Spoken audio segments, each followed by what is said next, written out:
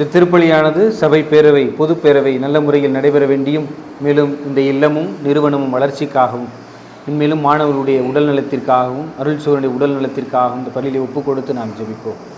தந்தை மகன் தூய ஆவியாரின் பெயராலே. நம் ஆண்டவராகிய இயேசு கிறிஸ்துவின் அருளும் கடவுளின் அன்பும் தூய ஆவியாரின் தோழமையும் நம் அனைவரோடும் என்றும் இருப்பதாக.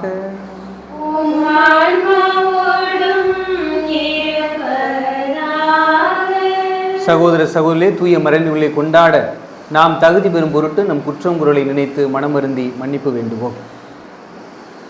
எல்லாம் அல்ல இறைவனிடமும் சகோதர சகோதரிகளே உங்களிடமும் நான் பாவியின்றி ஏற்றுக்கொள்கிறேன். ஏனெனில் என் சிந்தனையாலும் சொல்லாலும் செயலாலும் கடமைகள் தவறியதாலும் பாவங்கள் பல செய்தேன். என் பாவமே என் பாவமே என் பெரும் பாவமே. ஆகையால் இப்பொழுதும் கனியன தூய மரியாதை வானவிது புனித சகோதர சகோதரி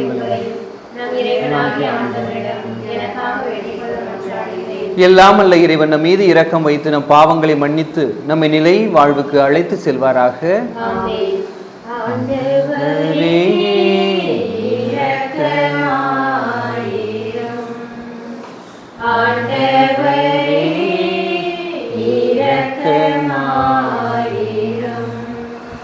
கிறிஸ்துவே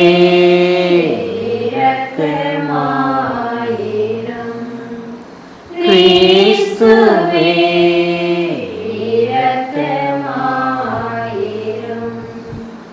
ஆண்டவரே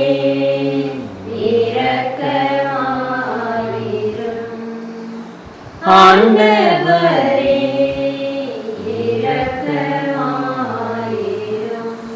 மன்றாடுவோமாக. இறைவா, நம்பிக்கையாளரின் வாழ்வும் மனத்தாழ்மை உள்ளோரின் மாட்சியும் நேர்மையாளர்களின் பேருமான ஊமை கெஞ்சி மன்றாடும் எம் வேண்டல்களை கனிவுடன் கேட்டருளும். தாராளமாய் நீர் அளித்த வாக்குறுதிகள் நிறைவேற ஆவல் கொண்டிருக்கும் எங்களை என்றும் உமது மிகுதியான கொடைகளால் நிரப்புவீராக. உமோடு தூய ஆவியாரின் ஒன்றிப்பில் இறைவனாய் என்றென்றும் வாழ்ந்து ஆட்சி செய்கின்ற அவர் வழியாக உம்மை மன்றாடுகின்றோம்.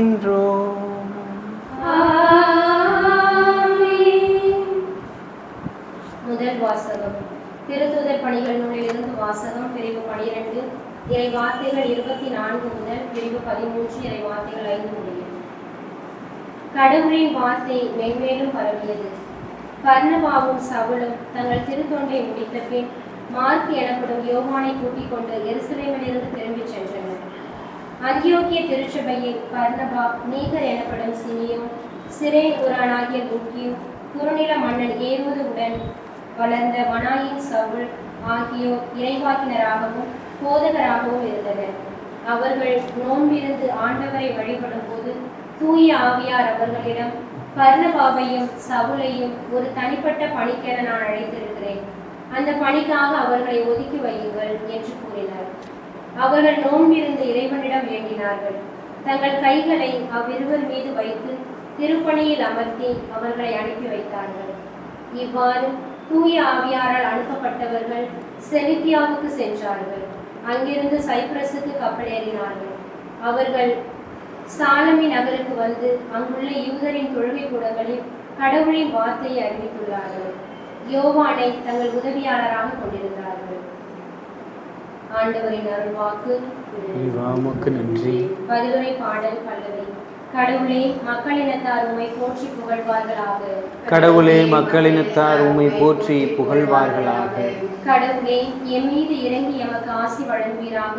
உம் திருமுக ஒளியை எம் மீது வீசுவீராக. அப்பொழுது உலகம் உமது வழியை அறிந்து கொள்ளும். பிற இனத்தார் அனைவரும் நீர் தரும் மீட்பை உணர்ந்து கொள்வர். பல்லவி. கடவுளே, மக்களினத்தார் உம்மை போற்றி புகழ்வார்களாக. கடவுளே, மக்களினத்தார் உம்மை புகழ்வார்களாக. மக்கள் எல்லாரும் உம்மை போற்றுவார்களாக. வேற்று நாட்டினர் அக்களித்து மகிழ்ச்சியுடன் பாடிடுவாராக. ஏனெனில் நீர் மக்களினங்களை நேர்மையுடன் ஆளுகின்றீர், உலகின் நாடுகளை வழிநடத்துகின்றீர். பல்லவி. கடவுளே, மக்களினத்தார் உம்மை போற்றி புகழ்வார்களாக. நானிலம் தன் பலனை ஈந்தது. கடவுள் நமக்கு ஆசி வழங்கினார். கடவுள் நமக்கு ஆசி வழங்குவாராக. உலகின் கடையெல்லை வரை வாழ்வோர் அவருக்கு அஞ்சுவாராக. அல்லவே கடவுளே, மக்களின் தாயை போற்றி அல்லேலூயா அல்லேலூயா அல்லேலூயா அல்லேலூயா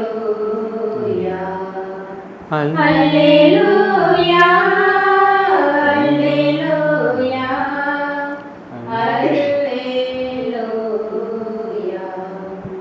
உலகின் ஒளி நானே, என்னை பின்தொடர்பவர் வாழ்வுக்கு வழிகாட்டும் மொழியை கொண்டிருப்பார்.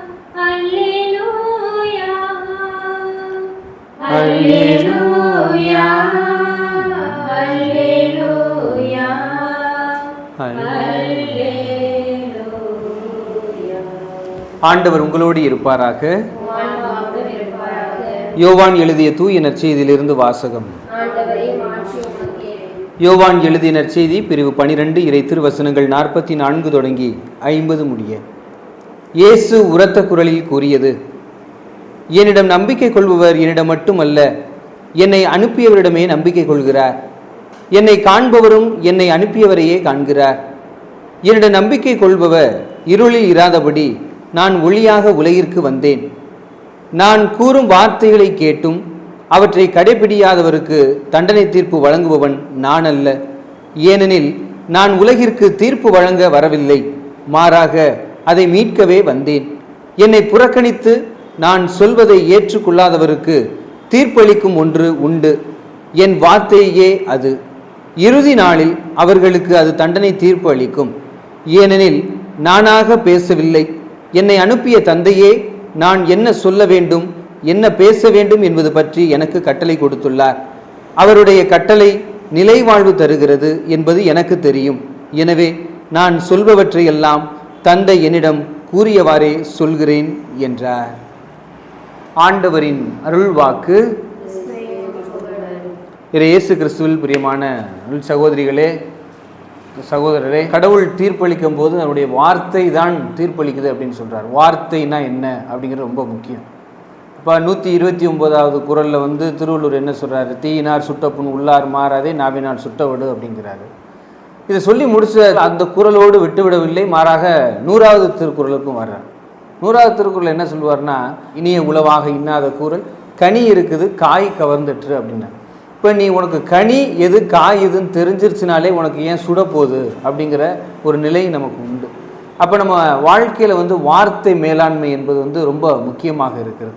அதனால்தான் பறவைகளுடைய நிம்மதியை கெடுக்க ஒரு கல் போதும், மனிதர்களுடைய நிம்மதியை கெடுக்க ஒரு சொல் போதும் அப்படின்னு சொன்னது மாதிரி நம்முடைய வாழ்க்கையில் நம்ம அன்றாட இருக்கக்கூடிய ஒவ்வொரு மனிதர்களையும் நாம் எப்படி நேசிக்கிறோம், எப்படி அவர்களுடைய வார்த்தை வடிவிலே உருவாக்குகிறோம் என்பது ரொம்ப உண்மையாக.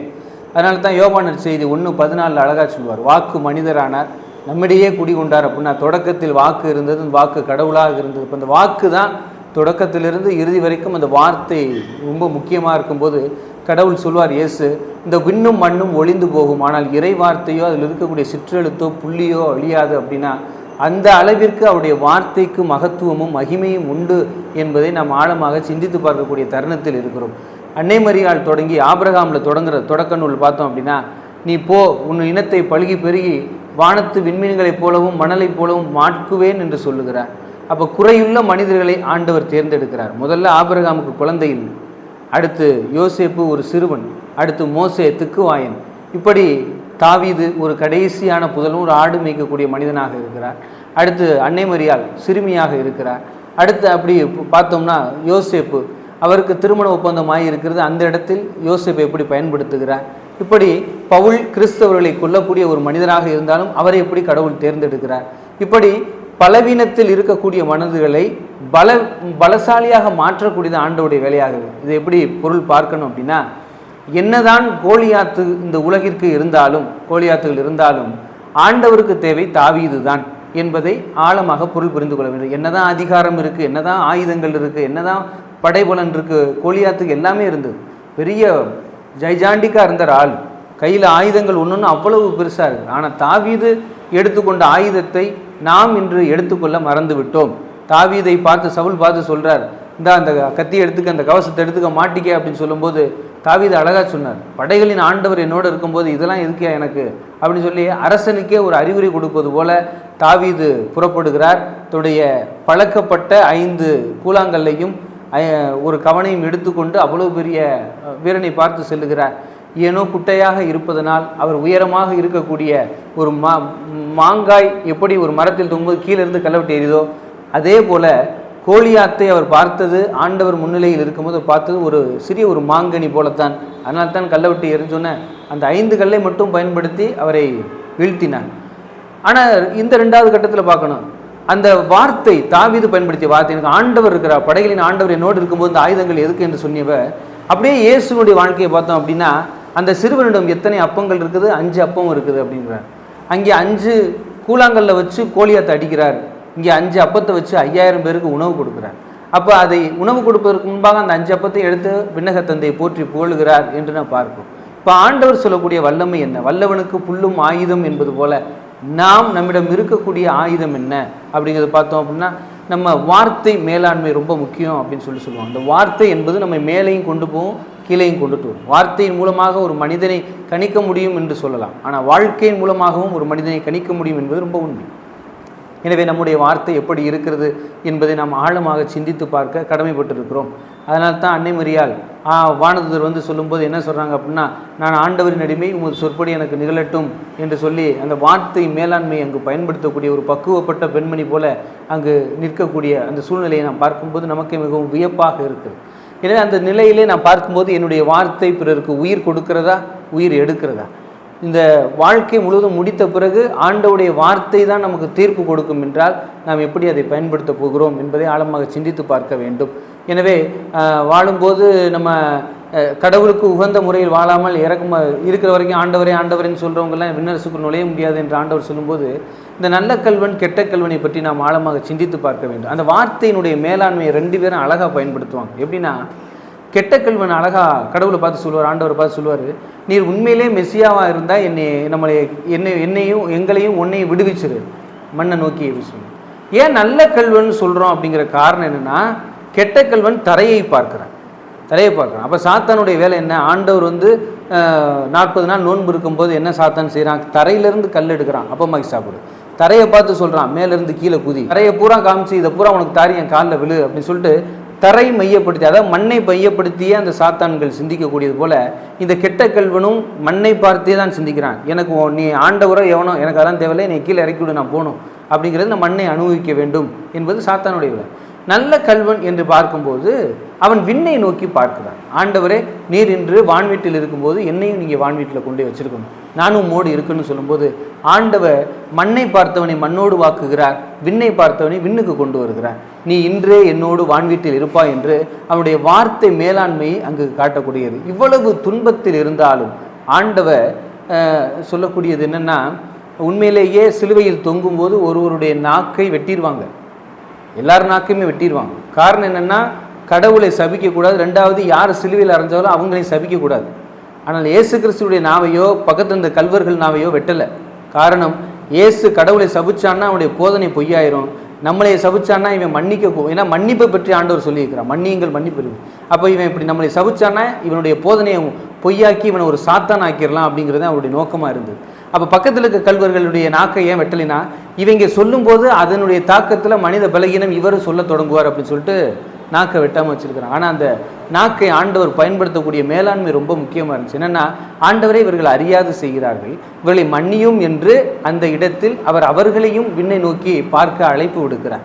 எனவே நாமும் ஆண்டவருடைய வார்த்தையினால் தீர்ப்பு பெறாமல் இருக்க அந்த வார்த்தையை நமதாக்கி கொள்ள வேண்டும். எப்படி அன்னை மரியாள் அந்த வார்த்தை மனு உருவானார், அந்த வார்த்தையை ஏற்றுக்கொண்டாரோ, இறைவனுடைய வார்த்தையை ஏற்றுக்கொண்டு இயேசுவுக்கு உரு கொடுத்தாரோ, அதே போல தான் நம்முடைய வாழ்க்கையும் அப்படி இருக்கணும். அதனால தான் தீக்குச்சி பொருந்தும் போது பார்த்தோம் அப்படின்னா தீயினால் எரிய வைக்க முடியாது, அது தலையில் இருக்கக்கூடிய அந்த மருந்து தான் அதற்கு முக்கியத்துவம் படுகிறது. எனவே அதே போல நம்முடைய வார்த்தையும் ஆண்டவருக்கு உகந்ததாக இருக்க வார்த்தையின் மேலாண்மையை நாம் உயர்த்த வேண்டும். அப்பொழுதுதான் நம்முடைய எண்ணங்களும் நம்முடைய வாழ்வும் மென்மேலும் உயரும் என்பது ஆண்டவர் இயேசுக்கு சொன்ன உண்மை சம்பவம். எனவே அவருடைய வார்த்தை நமக்கு தீர்ப்பு அளிக்காமல் இருக்க அவருடைய வார்த்தையின்படி நாம் வாழ முயற்சி செய்வோம். ஆமென். நீ தந்த வாழ்வை ஏந்தி உனக்காக நான் தந்தேன் இறைவா. எனக்காக நீ தந்த வாழ்வை ஏந்தி உனக்காக நான் தந்தேன் இறைவா. இதையேற்று உனதாக மாற்றி அருட்பலியில் என்னை நீ இணைப்பாய் இறைவா. எனக்காக நீ தந்த வாழ்வை ஏந்தி உனக்காக நான் தந்தேன் இறைவா. அணையாத தீபம் உன் திரு இதயம் ஏற்றிட வந்தேன் என் சிறு அகலை. அணையாத தீபம் உன் திரு இதயம் ஏற்றிட வந்தேன் என் சிறு அகலை. உலகின் ஒளியாயிருப்பவனே உன் கோவில் நாடாக மாற்றிடுவாய் ஏற்றிடுவாய் மாற்றிடுவாய். இறங்குகின்றேன் இறங்கிடுவாய். சகோதர சகோதரி, என்னுடைய உங்களுடையமான இப்பலி எல்லாமல்ல இறைவன் ஏற்றுக்கொள்ளும்படியாக நாம் அன்றாடுவோம். ஆண்டவர் தமது பெயரின் புகழ்ச்சிக்காகவும் ஆட்சிக்காகவும் நமது நன்மைக்காகவும் புனித திரு அவை அனைத்து நலன்களுக்காகவும் உமது கையிலிருந்து இப்பலியை ஏற்றுக்கொள்வாராக. இறைவா, இந்த பலியின் வணக்கத்துக்கு உரிய பரிமாற்றத்தால் எங்களை உமது உன்னதமான ஒரே இறை இயல்பை பங்கு பெற செய்திட உம்மை வேண்டுகின்றோம். அதனால் உமது உண்மையை அறிந்து கொண்ட நாங்கள் அதை தகுதியான செயல்களால் எமதாக்கிக் கொள்வோமாக. எங்கள் ஆண்டவராகிய இயேசு கிறிஸ்து வழியாக உம்மை மன்றாடுகிறோம். ஆண்டவர் உங்களோடு இருப்பாராக. இதயங்களை மேலே எழுப்புங்கள்.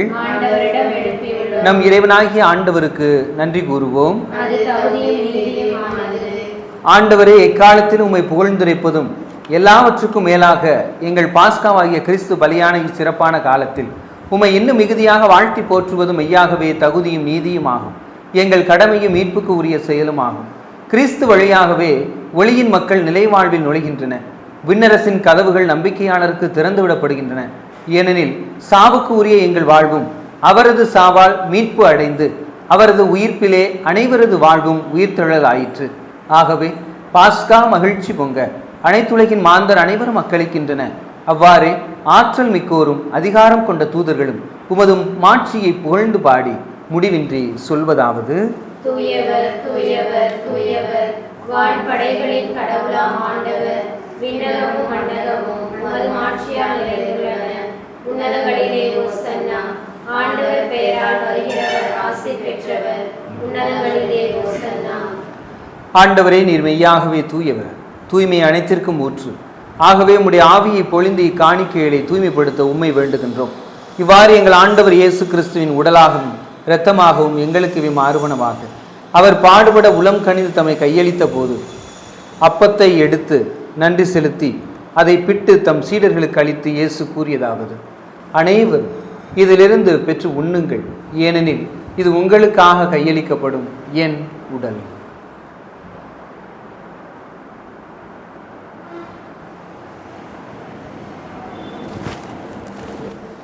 அவ்வண்ணமே இரவு விருந்தை அருந்திய பின் கிண்ணத்தையும் எடுத்து மீண்டும் உமக்கு நன்றி கூறி தம் சீடர்களுக்கு அளித்து இயேசு கூறியதாவது: அனைவரும் இதிலிருந்து பெற்று பருகுங்கள், ஏனெனில் இது புதிய நிலையான உடன்படிக்கைக்குரிய இரத்தத்தின் கிண்ணம்.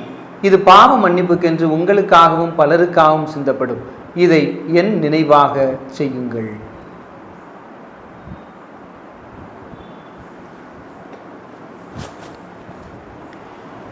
நம்பிக்கையின் மறை பொருள்: ஆண்டவரே, நீர் வருமளவும் உமது இறப்பினை அறிக்கையிடுகின்றோம், உமது உயிர்ப்பினையும் எடுத்துரைக்கின்றோம்.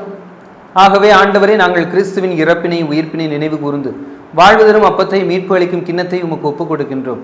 உம் திருமுனின்று உமக்கு ஊழியம் புரிய தகுந்தவளென எங்களை ஏற்றுக்கொண்டீர். எனவே உமக்கு நாங்கள் நன்றி செலுத்துகிறோம். மேலும் கிறிஸ்துவின் உடலிலும் இரத்தத்திலும் பங்கு கொள்ளும் எங்களை தூய ஆவியார் ஒன்று சேர்க்க வேண்டுமென உம்மை தாழ்மையுடன் மன்றாடுகின்றோம்.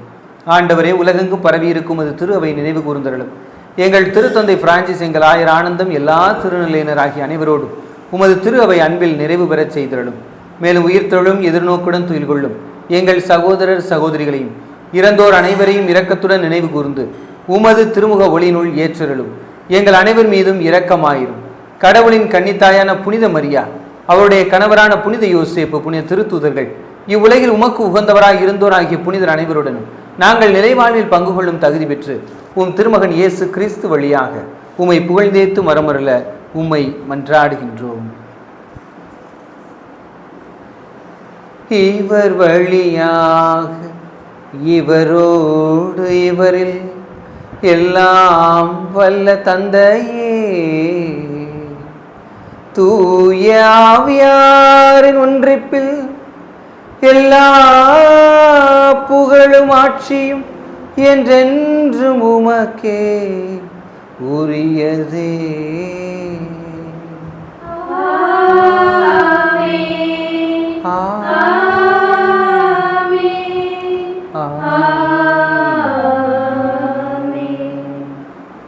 மீட்பரின் கட்டளையினால் கற்பிக்கப்பட்டு இறை படிப்பினையால் பயிற்சி பெற்று நாம் துணிந்து சொல்லுவோம். விண்ணுலகில் இருக்கிற எங்கள் தந்தையே, உமது பெயர் தூயது என போற்றப் பெறுக. உமது ஆட்சி வருக. உமது திருவுளம் விண்ணுலகில் நிறைவேறுவது போல மண்ணுலகிலும் நிறைவேறுக. எங்கள் அன்றாட உணவை இன்று எங்களுக்கு தாரும். எங்களுக்கு எதிராக குற்றம் செய்தோரை நாங்கள் மன்னிப்பது போல எங்கள் குற்றங்களை மன்னியும். எங்களை சோதனைக்கு உட்படுத்தாதேயும், தீமையிலிருந்து எங்களை விடுவித்தருளும். ஆண்டவரே, தீமை அனைத்திலும் இருந்தும் எங்களை விடுவித்து எங்கள் வாழ்நாளில் அமைதியை கனிவுடன் அருளும் என்றாடுகின்றோம். உமது இரக்கத்தின் உதவியால் நாங்கள் பாவத்திலிருந்து எப்போதும் விடுதலை பெற்று யாதொரு கலக்கமும் இன்றி நலமாயிருப்போமாக. நாங்கள் எதிர்நோக்கி இருக்கும் பேரின்பத்திற்காகவும் என் மீட்பராகிய இயேசு கிறிஸ்துவின் வருகைக்காகவும் காத்திருக்கின்றோம். ஆண்டவரே இயேசு கிறிஸ்துவே, அமைதியை உங்களுக்கு விட்டு செல்கின்றேன், என் அமைதியை உங்களுக்கு அளிக்கின்ற உம்முடைய திருத்தூதர்களுக்கு மொழிந்தீரே. எங்களுடைய பாவங்களை பாராமல் உம்முடைய திரு அவை நம்பிக்கையை கண்ணோக்கி உம்முடைய திருவுளத்திற்கு ஏற்ப அதற்கு அமைதியையும் ஒற்றுமையும் அளித்தருள்வீராக. என்றென்றும் வாழ்ந்து ஆட்சி செய்கின்றவர் நீரே. ஆண்டவருடைய அமைதி நம்மோடு என்றும் இருப்பதாக. ஒருவருக்கொருவர் அமைதியை பகிர்ந்து கொள்வோம். உலகின் பாவங்களை போக்கும் இறைவனின் செம்மறியே, எங்கள் மேல் இரக்கமாயிரும். உலகின் பாவங்களை போக்கும் இறைவனின் செம்மறியே, எங்கள் மேல் இரக்கமாயிரும். உலகின் பாவங்களை போக்கும் இறைவனின் செம்மறியே, எங்களுக்கு அமைதி அளித்தருளும். இதோ இறைவனின் செம்மறி, இவரே உலகின் பாவங்களை போக்கக்கூடியவர். இவருடைய விருந்திற்கு அழைக்கப்பெற்ற நாம் ஒவ்வொருவருமே பேறு பெற்றோர். ஆண்டவரே, நீர் என் இல்லத்தில் எழுந்தருள நான் தகுதியற்றவர். ஆனால் ஒரு வார்த்தை மட்டும் சொல்லியருளும், எனது ஆன்மா நலமடையும். ஆண்டவர் இயேசு கிறிஸ்துவின் திருவுளம் திருரத்தம் இம்மை காத்து நித்திய வாழ்வுக்கு அழைத்துச் செல்வதாக.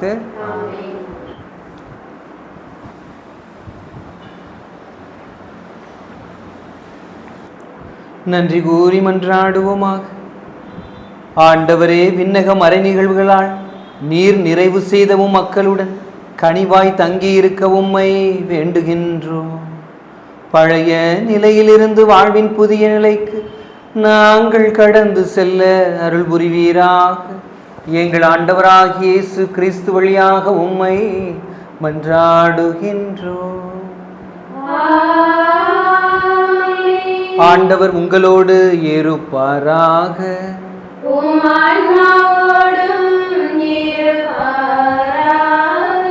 எல்லாம் வல்ல இறைவன் தந்தை, மகன், தூய ஆவியார் நம் ஒவ்வொருவரையும் ஆசீர்வதிப்பாராக.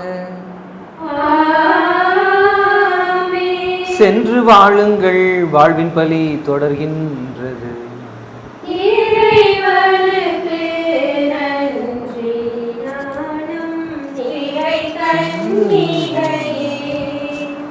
நாதனை தாங்கிய ஆலயமே, ஞானம் நிறை கன்னிகையே, மாண்புயரே தூண்களுமாய், மாண்புயரே தூண்களுமாய், பலிபீடமுமாய் அலங்கரித்தாயே,